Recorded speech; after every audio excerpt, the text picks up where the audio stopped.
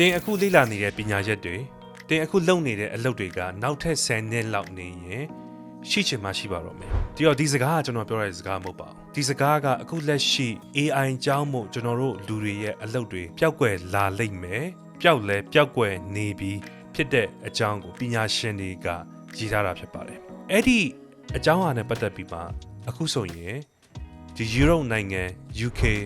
ပြီးတော့ပြီဆိုရင် US တို့မှာတိတိတတာကြီးကိုစတင်ခန်းစားလာနေရပါပြီအထူးသဖြင့်ဒီ2026ခုနှစ်မှာပေါ့နော်။ဘာကြောင့်မလို့လဲဆိုရင်ကျွန်တော်တို့ဒီနိုင်ငံတွေက human resources ကအရင်စီကြီးတယ်။လူတယောက်ကိုခေါ်ဖို့ဆိုတာကအလုပ်သမားလက်ခကကျွန်တော်တို့ South Asia တဲ့ဒါအစပေါင်း100မကဈေးကြီးပါတယ်။အဲ့တော့ဒီလူတွေကိုပေးမဲ့အစားစက်ရုပ်တရုပ်ကိုနေရောခိုင်းလို့ရတယ်။ညလည်းခိုင်းလို့ရတယ်။စက်ရုပ်က complain လည်းမတက်ဘူး။ AI လည်းအတူတူပဲ။ AI ဆိုတာနေမအိမ်ညမိတ်လာစားတိုးဖို့လည်း AI ကပြောမှာမဟုတ်ဘူး။ဘာ complain မှမရှိဘူး။ manage လည်းလုပ်စရာမလိုဘူး။ AI ကို automate လုပ်ထားလိုက်ရုံပဲ။အဲ့ဒီအတွက်ကြောင့်မို့ဒီနိုင်ငံတွေတော်တော်များများမှာအခုစတင်ခန်းစားလာနေရပါပြီ။ For example ဒီ2025နှစ်ကုန်သွားတဲ့အခါမှာ UK မှာအသက်16နှစ်ကနေ25အရွယ်အလုပ်မရှိတဲ့သူ1 million နီးပါးရှိပါတယ်။လူဦးရေ10သိန်းတိတိကအလုပ်မရှိပါဘူး။အဲ့ဒီ10သိန်းထဲမှာလူဦးရေ3သိန်းတိတိကဘွဲရပညာတတ်တွေဖြစ်ပါတယ် UK မှာနော်ဘွဲရပညာတတ်3သိန်းကအလုပ်မရှိပါဘူးအဲ့တော့ UK မှာပဲလားဆိုရင်မဟုတ်ဘူးနော်မလေးရှားမှာလည်းအသက်16နှစ်ကနေ25နှစ်အရွယ်အလုပ်မရှိတဲ့သူ3သိန်းတိတိကိုရှိပါတယ်ဒီ2025နှစ်ကုန်ပြီးမှ2026စဝင်တဲ့အခါမှာဒီနိုင်ငံတွေမှာအလုပ်မရတဲ့သူတွေအများဆိုများထိုင်းမှာလည်းရှိတယ်စင်ကာပူမှာလည်းရှိတယ်ဩစတြေးလျမှာလည်းရှိတယ်အဲ့တော့ကျွန်တော်တို့လူငယ်တွေကဘာလုပ်ကြတော့မှာလဲနိုင်ငံခြားတွားပြီးမှကြောင်းရောဆက်သက်တင်လားတော့ဒါစဉ်းစားစရာတွေအများကြီးဖြစ်ပေါ်လာတယ်เนาะအဲ့တော့ကြောင်းတက်ပြီးမှလည်းအလုပ်မရကြအောင်အဲ့တော့ဘာလုပ်ကြမှာလဲပေါ့เนาะဒီမိကုန်းတွေပေါ်လာတဲ့အခါမှာဒီ Elon Musk ရဲ့ interview တစ်ခုကိုနားထောင်ကြည့်လိုက်တယ်ပေါ့เนาะအဲ့တော့ Elon Musk ကဘာပြောလဲဆိုရင်ငွေကြီးကြီးကနောက်ထပ်20လောက်နေရင် relevant မဖြစ်တော့ဘယ်သူကမှငွေအတွက်အလုပ်လုပ်ကြတော့မှာမဟုတ်ဘူးအရန်ကိုမှကဘာကြီးက efficient ဖြစ်လာတဲ့အတွက်ကြောင့်မို့အဲ့တော့သူပြောချင်တဲ့အကြောင်းအရာကိုဒီအယိုးရှင်းဆုံးနားလည်အောင်ရှင်းပြရမယ်ဆိုရင်ကျွန်တော်တို့အရင်တုန်းကနိုင်ငံခြားကနေမြန်မာနိုင်ငံကိုဖုန်းခေါ်ဖို့ဆိုတာကဒေါ်လာ30ပေးပြီးမှ9မိနစ်လောက်ပဲဖုန်းခေါ်လို့ရတယ်။ဒါပေမဲ့အခုချိန်မှာကိုကြိုက်တဲ့လောက် unlimited wifi နဲ့ဖုန်းခေါ် wifi စိတ်တွေကအရင်စိတ်တက်တာတယ်။ app တွေလည်းအများကြီးပေါ်လာတယ်။အရင် advance ဖြစ်လာပြီပေါ့နော်။အဲ့တော့လွန်ခဲ့တဲ့10နှစ်လောက်တုန်းကကိုယ့်အိမ်ကိုဖုန်းခေါ်တဲ့ industry က is a $1 billion industry ဒါပေမဲ့အခုမရှိတော့လွန်ခဲ့တဲ့နှစ်20လောက်တုန်းကလူတိုင်းမှာစင်ကတ်မရှိဘူးစင်ကတ်တစ်ခုရဖို့ဆိုတာကပတ်စံ10နဲ့ချီရာနဲ့ချီမှပေးရတယ်အခုစင်ကတ်ဆိုတာကလမ်းဘေးမှာအလကားနီးပါးကိုရနေတယ်နောက်ဈေးပေါ်မှာလူတိုင်းမှာစင်ကတ်ရှိတယ်အဲ့ဒါဘာလို့ဖြစ်လာလဲဆိုရင်ကျွန်တော်တို့ဒီ technology ကအရင် advance ဖြစ်လာတဲ့အခါမှာကျွန်တော်တို့ cost တွေတော်တော်လေးကိုရောကျလာတယ် niche လူဦးရေတစုတည်းကိုပဲကြောင်းတော့မှာသူက volume game ဖြစ်လာတာပေါ့နော်အဲ့လိုမျိုးပဲအရင်တော့ကလွန်ခဲ့တဲ့10နှစ်15နှစ်လောက်ကဆိုရင်လူတိုင်းက taxi မစီးနိုင်ဘူး taxi ဆိုတာတထေးတွေပဲစီးတာအခုဘာဖြစ်လာလဲ Uber ဆိုတာကမိုးလိုပေါက်ပြီးမှ Uber driver လည်းအများကြီးပဲ taxi လည်းအများကြီးပဲကိုကြိုက်တဲ့ဟာကိုရွေးစီးလို့ရတယ်ဒီ industry ကလည်းဘာဆက်ဖြစ်မလဲဆိုရင်အခု UK မှာ2026ခုနှစ်မှာ Mount to မဲ့ taxi တွေစဝင်လာမယ် Mount to မဲ့ taxi တွေစဝင်လာပြီဆိုရင် Mount to ရှိတဲ့ taxi ထက်ကိုပိုဈေးသက်သာမယ် human labor မပါတော့အဲ့တော့စဉ်းစားကြည့်နော်ဘယ်သူကမှ taxi မောင်းစားတော့မှာမဟုတ်အဲ့ industry တစ်ခုလုံးကပျောက်ကွယ်တော့မယ်အဲ့တော့အခုလက်ရှိအလုပ်ရှိနေတဲ့သူတွေမှာလည်း job stability မရှိဘူးအလုပ်မရသေးတဲ့လူငယ်တွေမှာလည်း job opportunity မရှိဘူးအဲ့တော့ဘာဖြစ်လာမလဲဆိုရင်ဒီနိုင်ငံတွေက AI နဲ့ robot နဲ့ replace လုပ်လိုက်တဲ့အတွက်ကြောင့်မို့လူတွေကဘာအလုပ်မှလုပ်စရာမလိုတော့ဒါနောက်ထပ်နှစ်20နှစ်30လောက်ဆိုရင်ပေါ့နော်အဲ့ဒါဖြစ်လာလိမ့်မယ်အခု UK မှာဆိုရင် universal credit ဆိုတာရှိတယ်နော်နိုင်ငံတွေတော်တော်များများမှာဒါသူတို့အစိုးရကအလုပ်မရှိတဲ့သူတွေကိုသူတို့ကပတ်စံပတ်ပို့ပေးကြတယ်အဲ့တော့ Elon Musk ကဘယ်လိုမျိုးပြောလဲဆိုရင်လူတွေကငွေရေးကြေးရေးအတွက်အလုပ်လုပ်တော့မှာမဟုတ်တော့ဘူးနောက်ပိုင်းကျရင်ဒီစက်ရုပ်တွေက productivity အရန်ကောင်းလာတဲ့အခါမှာလူတွေဘာမှလုပ်စရာမလိုတော့ကိုလှုပ်ချင်တာကိုလှုပ်လို့ရတယ်ဆိုပြီးမှသူက interview တစ်ခုမှဖြေထားတယ်ပေါ့နော်အဲ့တော့ကျွန်တော်စဉ်းစားမိရပေါ့နော်အနာဂတ်ကြီးကတော်တော်လေးကြောက်ဖို့လည်းကောင်းတယ်လို့စိတ်ဝင်စားဖို့လည်းကောင်းတယ်ပေါ့နော်အဲ့ဒါနဲ့ကျွန်တော်လွန်ခဲ့တဲ့3လလောက်ကလေးကနေကိုအဲ့ဒီ AI နဲ့ပတ်သက်ပြီးမှ pressure တွေစခံစားရတယ်ပေါ့နော်ဒီ AI ပေါ်လိုက်ဟို AI ပေါ်လိုက် Open Claw ပေါ်လိုက် Magnus AI ပေါ်လိုက် Gemini ပေါ်လိုက်version တစ်ခုပြီးတစ်ခုပေါ့နော် Nano Banana ပေါ်လိုက်ပေါ်တဲ့ apps တွေမှာ AI apps တွေကအများကြီးပဲဒီ website တွေတစ်ခုပေါ်တိုင်း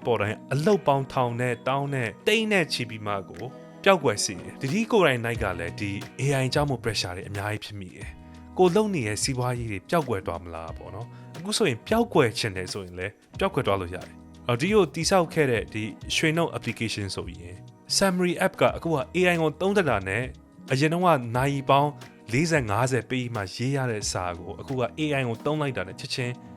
ကောက်ထွက်လာတယ်9မိနစ်အတွင်းမှာအတန်တွင်းတာရစာပေါ့နော် AI ကိုအတန်တွင်းခန်းလို့ရတယ်ကိုတိဆောက်ခဲ့တဲ့စီးပွားရေးတွေကလည်း AI ကအချိန်မီ replace လုပ်သွားလို့ရတယ်အဲ့လိုဖြစ်တဲ့အတွက်ကြောင့်မို့တတိယလေငါ content creator လောက်တာရောငါရဲ့အလုပ်ကို AI က replace လုပ်သွားမလားဆိုမှအမြဲတမ်းစိုးရိမ်တဲ့အတွက်ကြောင့်မို့ကိုက AI ကိုပဲမေးရပါပေါ့နော်အဲ့တော့ကျွန်တော်အရန်ကြောက်နေရဲပေါ့နော်ကျွန်တော်ရဲ့အလုပ်ပြောင်းပါပေါ့နော်အဲ့တော့ဘယ်လိုမျိုးလူတွေကရေရှည်မှာရက်တီလို့ရလဲလို့ကျွန်တော်မေးရခါမှာသူကလူမျိုးလူစား9ခုကိုဖြည့်ပေးပါတယ်အဲ့ဒီ9ခုထဲမှာမိတ်ဆွေပါလားဆိုတာကိုသေချာလေးစမ်းစစ်ကြည့်လိုက်အောင်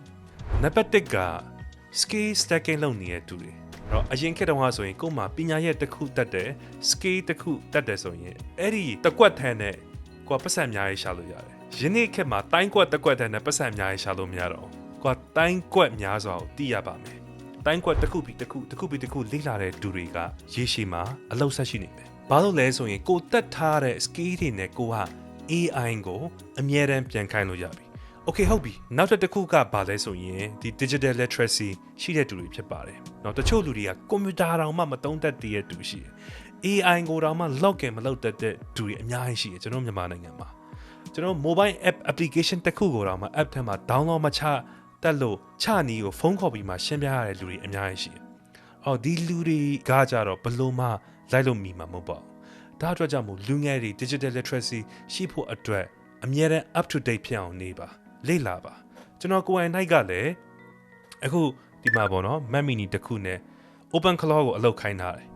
ကျွန်တော်ကိုယ်တိုင်ကလည်းအဲ့ဒီအရာတွေကိုကြောက်လို့ပေါ့နော်တစ်ခုပြီးတစ်ခု Nano Banana လားတွားသုံးကြည့်တယ် Cloud AI လားတွားသုံးကြည့်တယ် Clawbot လားဘာထွက်မသုံးလိုက်ရင်ကိုကနောက်ကျကြံခဲ့မှာကြောက်တယ်ပြီးရင် entrepreneur တယောက်အနေနဲ့မသုံးဘဲနဲ့လည်းနေလို့မရဘူးဘာလို့လဲဆိုရင်ကိုက Open Claw ကိုမသုံးဘူးဆိုရင်နောက်တစ်ခုထွက်လာပြီဆိုရင်ပို့ပြီးမှတော့မသုံးဖြစ်ဘူးတစ်ခုပြီးတစ်ခုအမြဲတမ်းစမ်းစစ်နေရတယ်စမ်းတက်နေရတယ်စမ်းသုံးကြည့်ဖို့ try လုပ်ကြည့်ဖို့လူငယ်တွေကိုလည်းတတိယတိုက်တွန်းပါတယ်ဒါပေမဲ့လည်းမြန်မာနိုင်ငံမှာရှိတဲ့လူငယ်တိုင်းကသုံးနိုင်လားမသုံးနိုင်ပါဘူးเนาะဒီလိုအခု subscription တွေ ChatGPT ရစ Gemini တို့ဘာလို့ညာတို့ subscription တွေပေါင်းမယ်ဆိုရင်တစ်လကိုဒေါ်လာ300-400လောက်ရှိတယ်ဒေါ်လာ300-400ဆိုနည်းတဲ့အမောက်မဟုတ်နော်ဒါအတွက်ကြောင့်မို့ကိုကိုရိုင်းနိုင်ကလိုက်မသုံးဖြစ်ဘူးဆိုရင်တောင်မှ digital literacy ရှိဖို့အတွက်သူများဘက်လို့သုံးတာလဲဆိုတာကိုလိုက်ကြည့်ထားပါလို့တတိကအကြံပေးချင်တယ်ပြီးတော့နောက်ထပ်လူတစ်မျိုးကဘလို့လူတွေကစက်ကြံနေမလဲဆိုရင် ownership ရှိတဲ့သူတွေဖြစ်ပါတယ်ဘာပဲလုပ်ကိုယ့်ရဲ့အလုပ်တစ်ခုလိုမျိုးတန်ဖိုးထားတဲ့သူတွေ for example ဒီထဲမှာ finance လုပ်တဲ့သူတွေပါတယ်ဆိုရင်အဲ့ဒီ finance ကိုသူများအတွက်အလုပ်လုပ်ပေးရတယ်လို့မခံယူဘဲနဲ့ကိုယ့် company အတွက်အလုပ်လုပ်နေတယ်လို့ခံယူပြီးမှ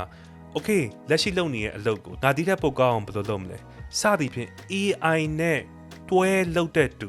နောက်ထပ်တစ်ခုကပါလဲဆိုရင် adaptable ဖြစ်တဲ့သူဒီလူတွေကဒါယနေ့လိုမျိုး AI ခေတ် AI ရဲ့ era မှာအောင်မြင်မှာဖြစ်ပါတယ်အရင်တော့လိုမျိုးအလုပ်တစ်ခုရှိတယ် stable job ရှိတယ်ပြီးရင် career ladder ကို climb လုပ်မယ်ပြီးတော့ဆိုရင် retire လုပ်မယ်မရတော့ပါဘူးနောက်ဆုံးလူတစ်မျိုးကတော့ကျွန်တော်တို့လိုမျိုး content creator တွေဆက်ပြီးမှကြံနေပါမယ်ဘာလို့လဲဆိုတော့ကျွန်တော် session ပြမယ်ပေါ့နော် AI တွေကကျွန်တော်တို့ကဘာကြီးကိုပြောင်းလဲနေလို့မျိုး AI နဲ့တန်းတူပြောင်းလဲနေတာတခုရှိတယ်အဲ့ဒါဘာလဲဆိုရင် social media platform တွေလွန်ခဲ့တဲ့15နှစ်တုန်းကဗီဒီယိုရိုက်ပြီးမှဖုန်းနဲ့ပတ်စံရှာလို့ရမယ်ဆိုတော့ဘယ်သူမှမသိဘူးအခုချိန်မှာဖုန်းတစ်လုံးရှိတာနဲ့ကိုကကဘာရဲ့ဘယ်ရက်ကွက်မှာနေဘယ်နိုင်ငံမှာနေဒီ platform တွေကနေပတ်စံရှာလို့ရတယ်အဲ့တော့အခုနောက်တော့စက်ရုပ်တွေကကျွန်တော်တို့လူတွေရဲ့အလုပ်တွေကို replace လုပ်နေရယ်အလုပ်ပျောက်သွားတဲ့လူငယ်တွေအခုနောက်တော့အလုပ်မရှိတော့တဲ့လူငယ်တွေအကုန်လုံးက